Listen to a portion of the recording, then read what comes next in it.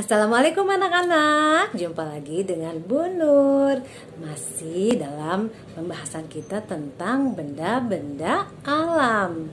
Nah, pada kesempatan ini kita akan membahas tentang air. Anak-anak sudah tahu ya apa itu air?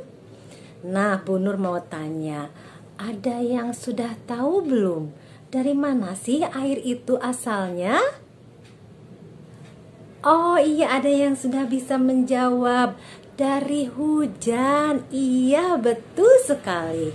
Salah satu sumber air itu adalah hujan. Jadi air itu kita dapatkan sumbernya dari hujan yang pertama. Yang kedua, sumber air itu bisa berasal dari mata air. Mata air adalah sumber air keluar tanpa harus kita gali, dengan sendirinya air akan keluar dan jumlahnya tetap banyak, tidak habis. Kemudian yang ketiga adalah air tanah. Apa sih air tanah itu? Air tanah adalah air yang bersumber dari tanah tetapi harus kita gali terlebih dahulu. Ya, dan itu kita sebut sebagai sumber air. Kemudian yang keempat adalah air laut. Ya, air laut itu juga merupakan sumber air, tetapi tidak bisa langsung diminum. Kalau anak-anak ingin minum berasal dari air laut harus diproses lama dan panjang sekali. Nah, itu adalah sumber-sumber air ya. Kemudian apa sih kegunaan air itu untuk kita? Wah, banyak ya. Ada yang sudah tahu? Oh iya, betul. Kalau yang menjawab untuk minum, betul 100 jawabannya. Betul sekali. Air kegunaannya diantaranya adalah untuk minum. Ya, kemudian selain minum untuk apa lagi? Untuk memasak, untuk mandi, mencuci baju, mencuci piring, untuk pabrik misalnya ya. Di pabrik ada yang memerlukan air banyak, kemudian petani kan membutuhkan air ya untuk supaya sawahnya tetap tumbuh. Kegunaan yang lainnya adalah untuk di pabrik, kemudian juga untuk di sawah. Petani kan memerlukan air supaya padinya bisa tumbuh kan? Iya.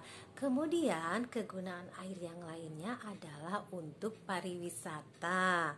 Anak-anak pernah melihat kan ada air terjun, ada air mancur di tempat wisata? Bagus kan ya? Nah, itu juga menggunakan air ya. Kemudian selain itu juga air berguna untuk pelayaran supaya perahu bisa melaju di atas air. Wah, banyak sekali ya kegunaan air itu. Subhanallah, Allah memang baik memberi kita banyak air. Nah, caranya bagaimana ya Bu Guru supaya air itu tidak habis? Kan kalau misalnya digunakan oleh banyak orang, terus airnya lama-lama bisa habis ya. Nah, anak-anak bisa menjaga supaya air tetap banyak, tetap bisa diminum adalah dengan tidak menghambur-hamburkan air yang pertama. Kemudian anak-anak tidak membuang sampah sembarangan supaya nanti sumber airnya bisa tetap bersih, bisa mudah diminum oleh kita semua. Kalau mau mandi masih banyak airnya. Kalau airnya sudah mau habis, wah, kita akan susah minum, susah mandi. Ya, jadi mari kita sama-sama menjaga supaya air tetap banyak dan bersih. Nah, sekian dulu dari Bu Guru penjelasan tentang air. Kita akan melakukan percobaan yuk. Melihat bagaimana sih sebetulnya air itu kemudian turun menjadi hujan. Mau? Yuk kita sama-sama belajar dengan melakukan percobaan proses turunnya hujan. Assalamualaikum anak-anak cantik, anak-anak ganteng, anak-anak soleh-soleha. Kita akan melakukan percobaan untuk mengetahui bagaimana proses hujan. Ya, bahan-bahannya atau alat yang harus dipersiapkan adalah toples besar yang sudah diisi air panas. Nanti anak-anak minta tolong ayah atau bunda untuk mengisi air panas ke dalam toplesnya ya. Kemudian Bu Guru juga sudah menyiapkan mangkok yang berisi es batu. Nah, ini ya. Kita isi dulu mangkoknya dengan es batu. Nah, setelah itu kita akan segera memulai percobaannya. Toples kita umpamakan sebagai dunia tempat kita tinggal yang terdiri dari air-air diantaranya. Ada laut, ada sungai, kemudian kita juga suka mengeluarkan bekas mandi ya, airnya kemudian mengalir dan ketika terkena sinar matahari, air yang ada di dunia ini, yang ada di bumi kita kemudian menguap karena dipanasi oleh matahari dari atas, kemudian airnya menjadi hangat, menjadi panas lalu menguap.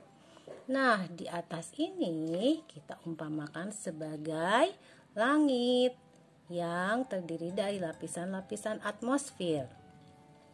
Mangkok kita umpamakan sebagai atmosfer yang melindungi bumi kita dari sinar matahari langsung, kemudian juga melindungi dari meteor, sehingga apabila sinar matahari yang masuk ke dalam bumi kita itu tidak langsung, tidak terlalu panas karena disaring dulu oleh atmosfer.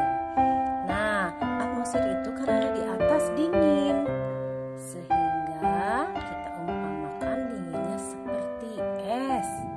Nah, coba anak-anak perhatikan, ketika air yang ada di bumi kita panas, kemudian menguap dan uapnya naik sampai ke atmosfer, coba perhatikan apa yang terjadi.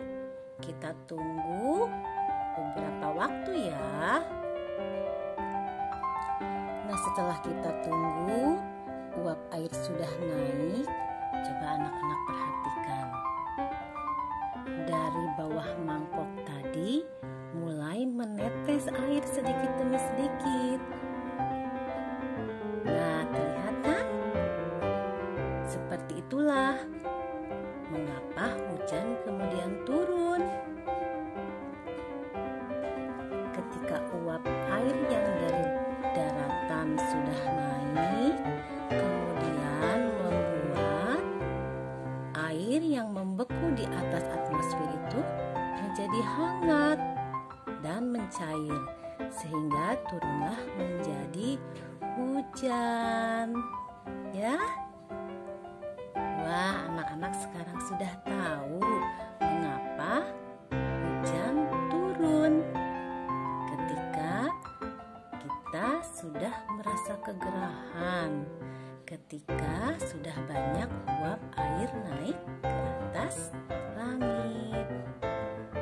Iya, selamat mencoba di rumah anak-anak.